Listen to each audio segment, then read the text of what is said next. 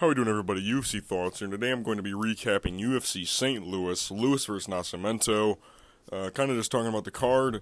Pretty stacked card. Let's go right into the main event.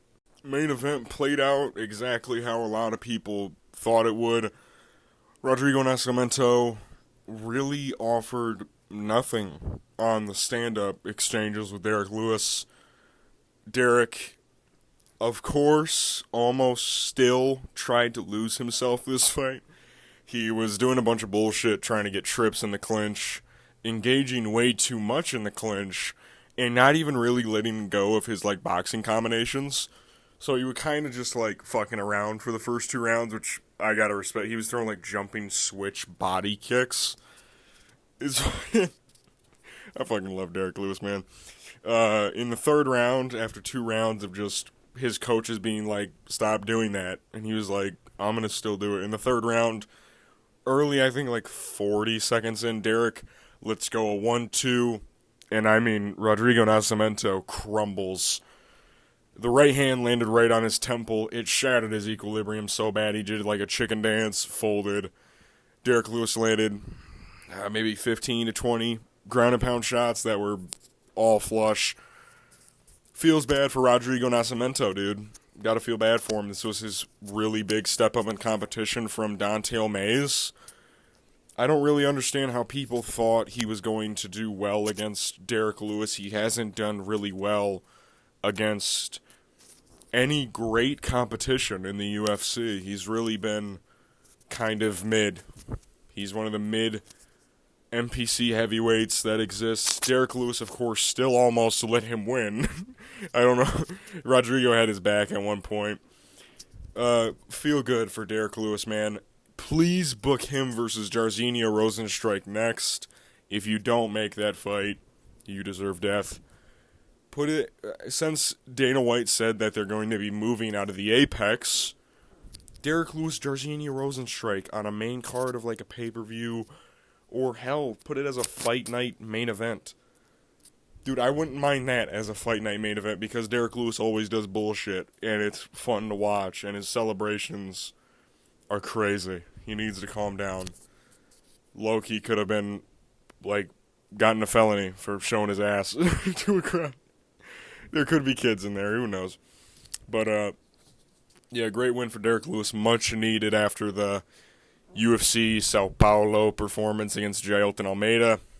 Love to see Derrick Lewis win. You always love to see that, especially against up-and-coming guys that Derrick Lewis has himself said was a taxi cab driver from Brazil. Said he never heard of the guy up until the fight, which is low-key kind of fucked up when you think about it, but it's true, man. Low-key, if I'm being honest, I never really watched Rodrigo Nascimento. I think the only fight of his that I remember was the second fight with him and Don'Tale Mayes. That's about every other fight. I couldn't recall what card they happened on, who he fought. I had to legit look it up to see who he had fought, because I forgot that he fought Tanner Boser at one point. Or Chris Dawkins at that. Great win for Derrick. Yeah, Rodrigo needs to go back to fighting middleweights that just don't want to cut weight anymore. So, yeah. We move to the co-main event. Joaquin Buckley defeated Nursultan Ruziboev by unanimous decision. Honestly, if I'm being honest, wasn't the greatest fight, but I was very impressed with how Joaquin, after round 1, was able to close distance and able to actually grapple with a tall, lanky individual like Nursultan Ruziboev, who I thought would be able to use his range well. Nursultan in this fight continues to show that he doesn't really know how to use long man stuff, rangy attacks like a jab, deep to the body. The size difference was fucking immaculate when you watch the fight. It looked like way different weight class. It looked like UFC 1. It was fucking nuts. I thought Nursultan should have gotten the first round off of damage. Round 2 and 3, pretty clearly Joaquin. Even the third round, you could argue Joaquin did enough damage. I think two judges gave him a 10-8 in the third. He definitely won the fight, for sure. There's no argument about he definitely won. Nursultan, even at the end, he tried to, like, DQ himself. He was trying to throw up kicks off his back when Joaquin was clearly a grounded opponent. It's like, what the fuck are you doing, dude? Call him, what the fuck you cheating again, you bastard? Yeah, I don't know what's next for Joaquin, but he called out Conor McGregor for some reason. I don't know why, but he did. In all realism, he should probably fight like a guy like Sean Brady or Gilbert Burns next. I really like those two matchups for him. Stylistic, cool matchups for a guy like Joaquin Buckley, who doesn't have to fight a guy who's 6'5". They're more around his size. Yeah, Joaquin again advances in the welterweight division. Nursultan Ruziboev probably going to go back up to middleweight. Take a bit of time off. He got a couple cuts in this fight. He got elbowed in the fight. He also got dropped in this fight for the first time in his UFC career, of course. Yeah. I think Nursultan's stock definitely dropped a little bit because this was the first time that he wasn't able to power through somebody with just, like, bombs in the pocket. It kind of showed a lot of holes in his game that he kind of cardio is lacking a little bit as well, but he really doesn't know how to use his range, which is kind of weird. So, yeah, great win for Joaquin Buckley. I thought it was a very poor performance from Nursultan Ruziboev on the opposite end, though. We move to the featured fight. Carlos Ulberg knocking out Alonzo Menafield in 12 seconds. Not a lot to take away from this fight. Alonzo Menafield rushes in really early. 6 seconds into the fight, he lunges at Carlos Ulberg with like a humongous right overhand. He actually clipped Carlos Ulberg with it. But he rushes in. Carlos Ulberg's able to circle off the fence and kind of clip Alonzo Menafield and drops him for a second. When Alonzo's coming up, he hits him a couple times when he's coming up, and then he throws a right straight and then a left hook that lands flush on the mush, is how, I think that's how Bisping says it. Dropped Alonzo bad. He was out. He wakes up when his back of his head slams on the canvas. He gets up relatively quick, but it's because, you know, he's trying to, he's Yuri Prohasking it after the Alex Pereira thing. Great win for Carlos Ulberg. Getting in the fire with a guy like Alonzo Menafield, you know, who's been showing a lot of improvements recently in his fights. I don't entirely understand what he was trying to do. I understand he was probably trying to close distance and knock out Carlos Ulberg really early. But getting into a pocket exchange with a guy whose counter ability, which we've seen in the Nicolay Negromiriano fights, the Ihor Pateria fights, I mean, dude, he's fucking clipping guys, and it's always the fucking left hook, I'm pretty sure. Always. It's the same bullshit.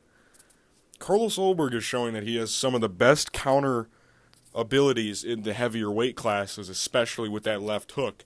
Now, it's not Alex Pereira levels but Alex isn't really a counter. His is more of an offensive. Well, it wasn't a counter left hook what Carlos hit him with. I don't know what he countered with to drop him in the first place. I think it was like a right hand, when he circled off. I don't know. But his knockout punch was a left hook, which, I mean, it set down Alonzo pretty bad. So, great win for Carlos Ulberg. I fucking feel bad for Alonzo Menafield. He's tried so hard to get this far up the rankings, you know, just to fall down again, just due to a bit of poor IQ. You hate to see it. Carlos Ulberg's probably, I don't know what he is ranked right now. I didn't check. I would assume he's probably 11 or 10 now at light heavyweight. I don't know what's next for this kid. Honestly, I wouldn't mind him versus Nikita Krylov. I don't even know if Nikita's alive anymore, but that fight sounds badass. Or maybe, I don't know about him versus Bogdan. I think that's too early. Let those guys flourish in their own right. Maybe Carlos versus Anthony Smith. Maybe. I don't know. But, great win, may I add again, for Carlos Ulberg. Alonzo Menafield, I don't know. He's going to have to fight out of the rankings, I think, at that point. Maybe him versus Ryan Spann. Maybe. I don't know. Tough. We move to Carlos Diego Ferreira beating Mateusz Rąbecki in the final seconds. I mean, dude. I hate to say when I am very wrong. I was very wrong in this scenario. I thought that Mateusz Rebecki was going to be able to finish Carlos Diego Ferreira. He's old. He's inactive. He's not going to be able to keep up at the pace that Mateusz Rebecki's going to go at. Carlos Diego Ferreira shattered that shit. The first round, it seemed like even in the first round he was landing the better shots until, of course, the knockdown happened. And I was like, well, standard Mateusz Rebecki fight.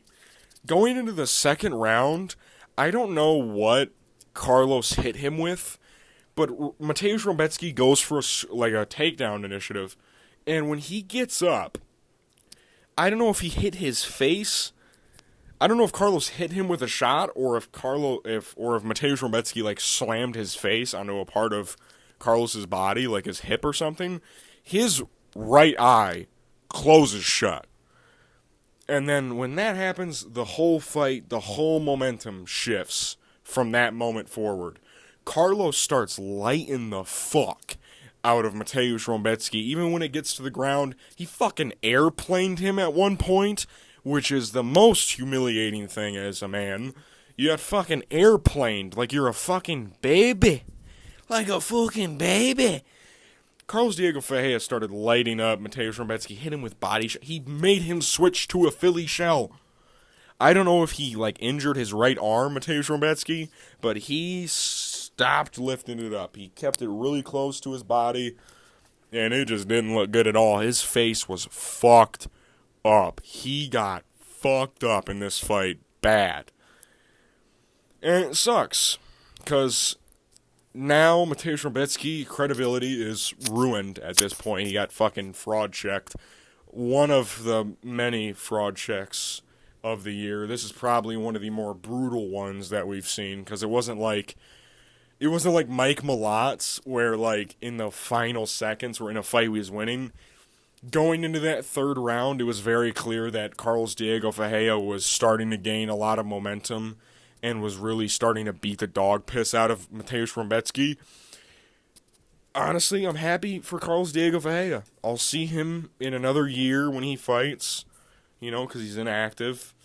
He knocks out Michael Johnson, takes a year off, beats Mateusz Rebecki, takes a year off. I don't know who he's going to beat next. Hell, maybe he'll fucking beat Esteban Ribovics in a year. Who knows? Depending on how that fucking thing goes.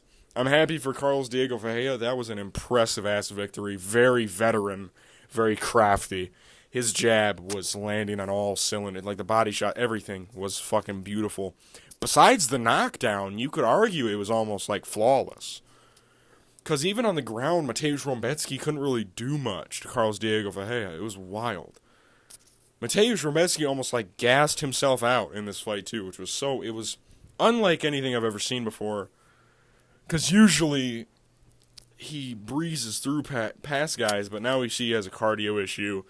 He overextends a lot, and it is what it is. He'll be back.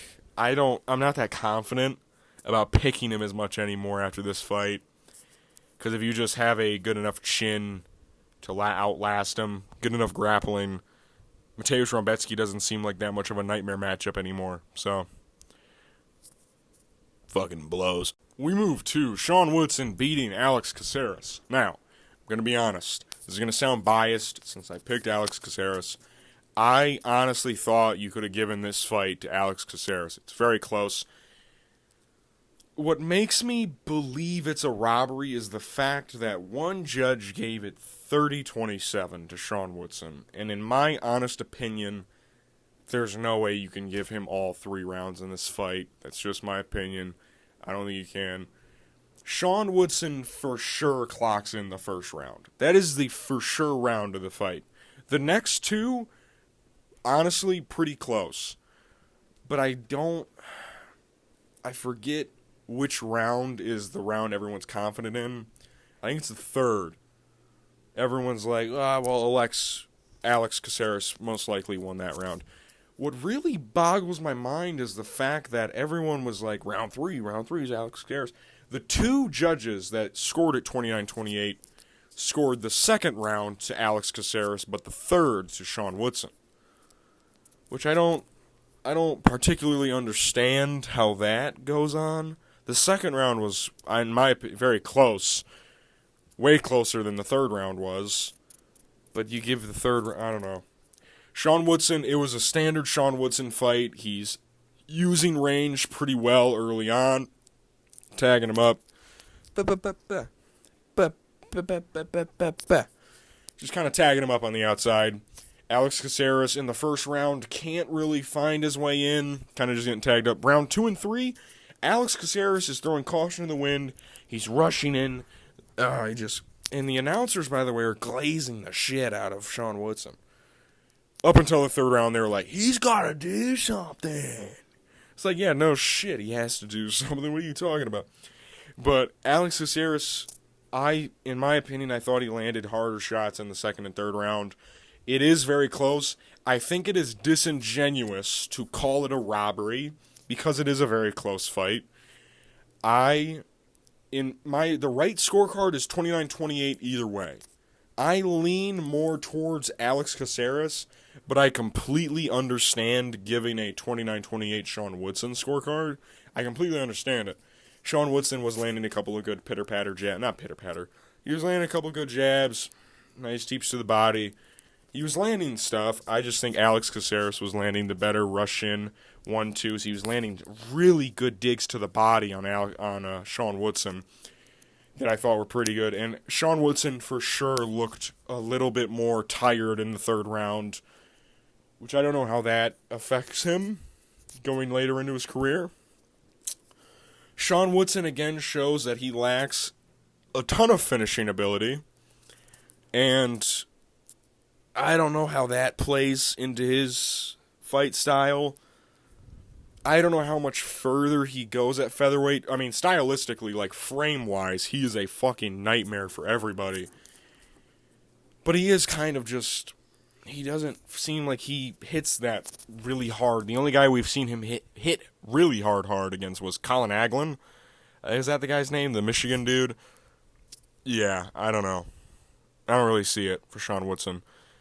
He also is just constantly moving. I just don't really like his build.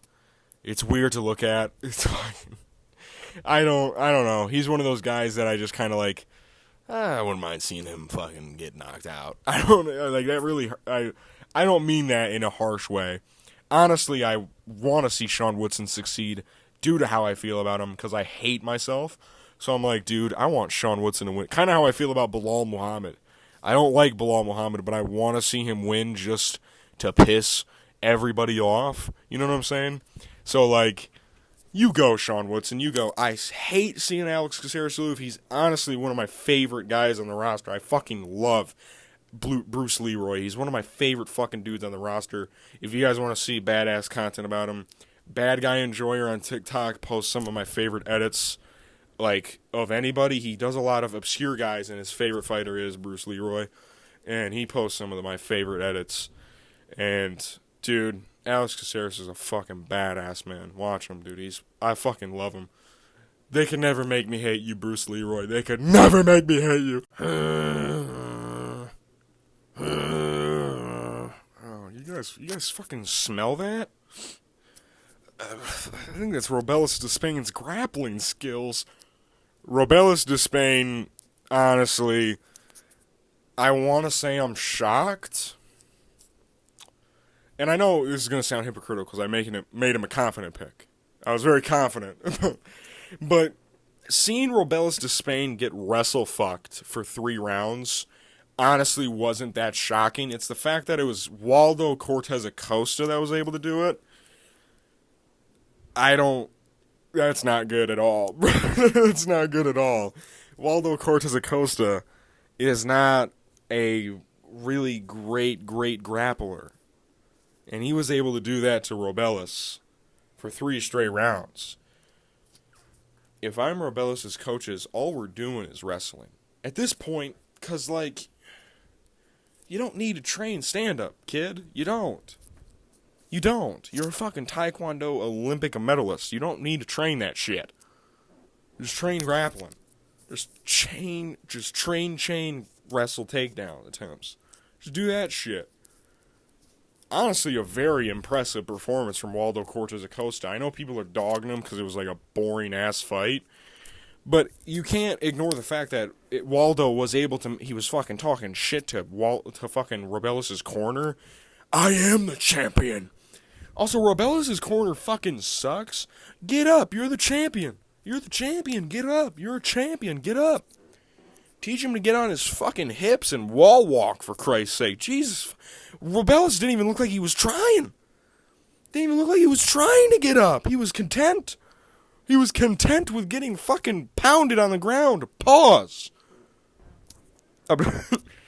Robelis on the feet, you could for sure see that, you could like for sure see that he was like leagues above Waldo Cortez Acosta whenever they were striking. You could see he was like pretty much better than Waldo. Waldo couldn't really land shit.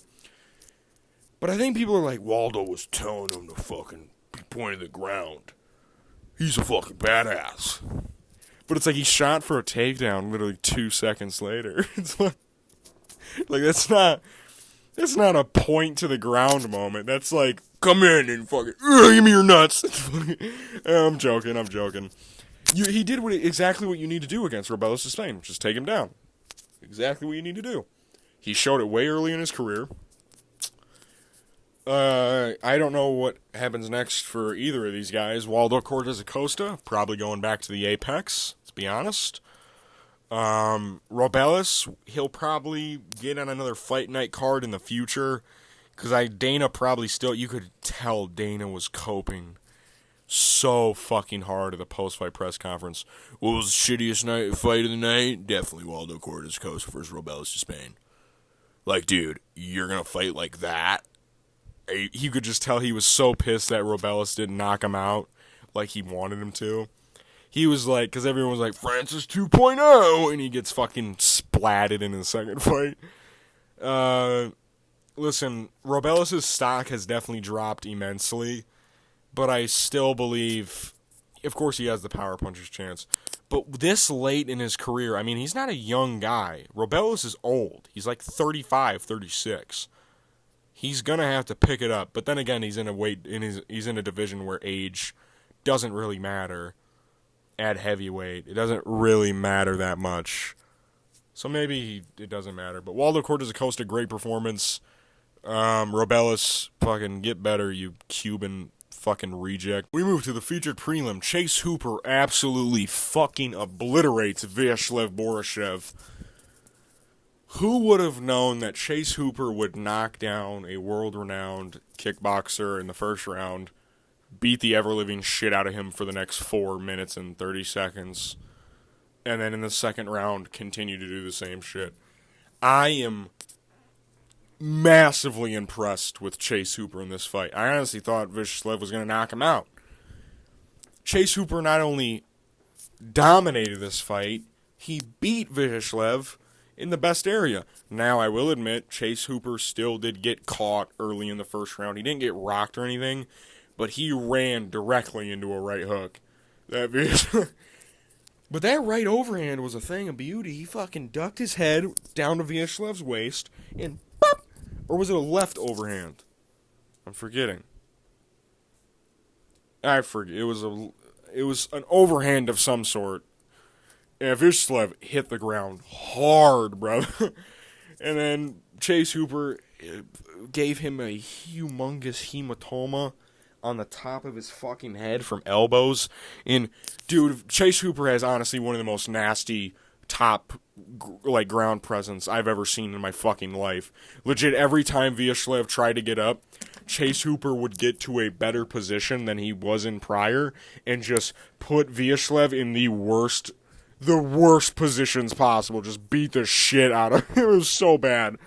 Going into the second round, I was like, okay, Vyacheslav, he's going to stay on his feet. Immediately, Chase Hooper got him down to the ground and just started beating the shit out of him again.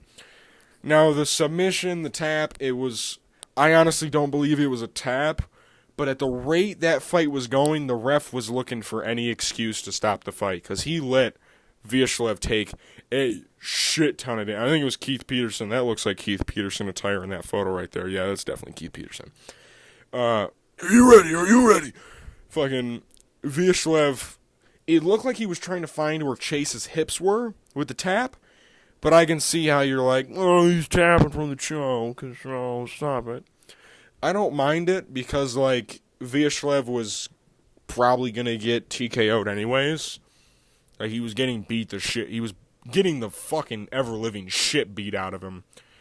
And Chase Hooper again proves what bedtime MMA is saying. He's the next Charles Oliveira. Chase Hooper! Chase the future Hooper! Oh, wait, no, it's the dream. It's the dream. Chase the dream Hooper! I forget. His name is Chase. His nickname is Dream because it's Chase the Dream. Ha. It's not really that funny, but we fuck around. We fuck with Chase Hooper around here. If you don't fuck with Chase Hooper, you don't belong around here. I am now a Chase Hooper believer for life. If he fights anybody in the top 15, he's going to win off of the power of friendship. And we're going to dominate the lightweight division. I know I've picked against him in his past couple of fights.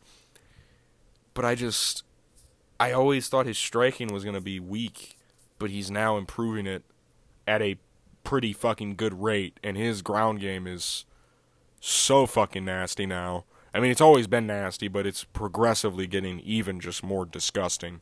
So, Chase Hooper, amazing win. Vyacheslav Borshev, honestly, he should take like a year off.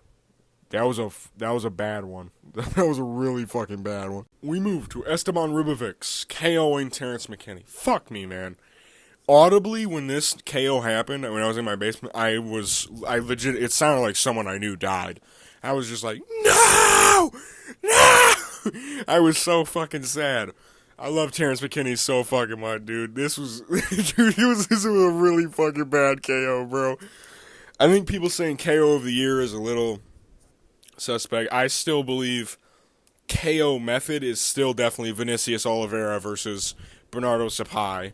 There's no fucking way you can't give that. There's no way you cannot not give that knockout of the year. That was fucking insane. This was a very crisp KO from very early in the fight, I think 30 to 40-something seconds in. Esteban Ribovics and Terrence, they're exchanging in the center. Esteban's trying to close distance. He then lets off this decoy boxing combination, blinds Terrence with his right hand, and brings his right leg up for a high kick, and Terrence tries to counter with his left hand, and his face is just wide open, and he gets knocked out with a high kick. Gets folded, and this one really hurt to see. Like I said, I knew Terrence wasn't going to grapple, man. And this is, I hate, because I fucking love Terrence so much. You got to grapple, son. You got to grapple. At this point, you got to come with terms with the fact that you have really good KO power, but sometimes when the grappling advantage is there, you got to take it, man. You got to take it. I don't care if you're trying to put on a fun fight for the fans, man. Come on, your fucking career's on the line, dude. Come on, Terrence. Insanely brutal KO for fucking Esteban Ribovics. Again, proving one of my favorite prospects at lightweight. Honestly, him, Mauricio Rufy are my two guys. Those are my two boys. Alright? I can't consider Benoit Saint Denis a prospect anymore because he's ranked and he fought Dustin fucking Poirier. Prospects, Mauricio Rufy, Esteban Ribovics, those are my boys. Okay? Those are the fucking boys. Alright? Those are the dudes for me. Okay? You got a problem with it? I'm gonna fucking beat your ass. Okay? Yeah, but Terrence McKinney as well. I'll add him in. I'm playing. He's not really a prospect anymore. He's kind of just, he's been in the UFC. This is his 9th fight in the UFC. Ah, man. Fuck me, dude. Terrence, you gotta fucking win something, man. You gotta do it. You gotta do it. At this point, you gotta win. Great win for Esteban Ribovics. Hate to see this for Terrence McKinney. I don't know what's next for him. Esteban, you could do him and Ricky Glenn. I'm kidding. That'd be fucking murder. I don't know who you do him. Maybe Christos Giagos? Maybe? Give him that old grizzled veteran We move to Tabitha Ritchie beating Tisha Pennington. Very close fight. I honestly don't mind giving this fight to Tisha Pennington. I think they leaned more towards Tabitha just due to the fact that she looked busier, even though Tisha was probably landing the better shots. It seems like in WMMA, they favor a lot of volume and control rather than actual damage, which is total bullshit. Be by it. I think this was the only split decision on the card. And I could see them giving this fight to Tisha Pennington. I picked Tabitha Ritchie, so fuck you guys. I'm kidding. But, yeah, this again shows that Tabitha Ritchie isn't really that much. She's not that special. She went life and death, basically, in this fight with a girl who was coming off a fucking pregnancy. So, yeah. I say that, but, like, Tisha Pennington's good, man. She's pretty good. Like, striking-wise, she's pretty damn solid. But, like, you cannot ignore the fact that she's coming off of literally one of the hardest things to come back to sports from a fucking childbirth. It's a pretty hard thing to fucking come back from. Your fucking body changes, drastically. So, respect to Tisha Pennington for putting up such a goddamn fight with fucking Tabitha, the young gun. I know Tisha Pennington isn't that. She's like 33, I think. But, like, good on her for coming back from that shit and putting on a fucking almost, basically, could have won this fight, if I'm being honest. Tabitha Ritchie, again, couldn't really establish a lot of control. The only time she got takedowns was at the end of the first round, and then I think maybe the third. She couldn't really do much with it. A lot of it was smudge grappling against the fence. Yeah. She wasn't really landing a lot. In the third round, you could see that Tisha was slowing down quite a bit, and Tabitha Ritchie was kind of just unloading a lot, just like, and then Tisha couldn't really do much back to her. You could have given Tisha the first 2 rounds, maybe. I don't know. Very close fight, for sure. I'd have to rewatch to give, like, an actual, like, full in-depth analysis, but I'd rather not, so. We move to Trey Waters beating Billy Ray Goff. I honestly don't see why a lot of people are saying robbery. I completely agree with the decision. 30-27, I will say, for Trey Waters is a bit egregious. The third round was pretty... Billy did a lot of stuff in the third round. So I think it's very hard to say Trey can win that round. But the first 2 rounds, purely on damage, I'd say it's pretty obvious that Trey did more damage in rounds 1 and 2. He dropped him in the first. A lot of what Billy was landing wasn't incredibly damaging. Whenever Trey Waters would hit Billy, he'd freeze up and he'd land combinations on him. I will say that Trey Waters, he looked more visibly like... he never really looked that hurt in this fight. He looked more tired and fatigued than anything, which is something that Trey Waters for sure should work on. I know this fight was an insane pace fight of the night, I think is what it got. It for sure should have won it. If it didn't, that's bullshit. But Billy Goff definitely tried to get on the inside, but he got tagged a lot for it. Trey Waters still fatigued very early because Billy Goff he's just not letting this motherfucker breathe at all. I don't understand why people are saying robbery, though. I completely agree with it. Besides the 30-27, that's bullshit. 29-28, Trey Waters is for sure the scorecard. Even in the third round, Trey Waters was landing really hard shots on Billy Goff. Like, Billy Goff was putting a pace on Trey Waters, but you cannot say, like, Billy Goff was fucking swarming him, absolutely outnumbering, like, crazy numbering. Like, he outlanded him in round 2 and 3, but, like, damage-wise, he definitely was not out-damaging Trey Waters. Trey Waters was low-key piecing him up at certain points in the rounds. And Billy Goff definitely had moments. You can't say he didn't have moments. He definitely had moments.